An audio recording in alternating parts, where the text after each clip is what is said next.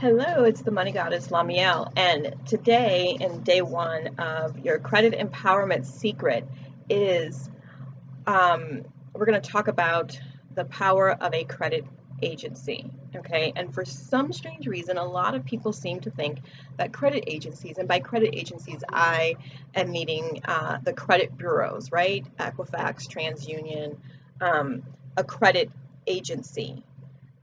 People assume they have power, right? They have absolutely no governmental power whatsoever.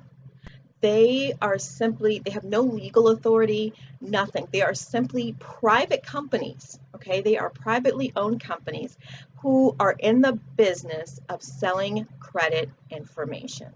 So they are not the end all to be all. What they do, what they report, what they print, what they say is not law. Okay, they are simply companies who are in the business of selling your credit information.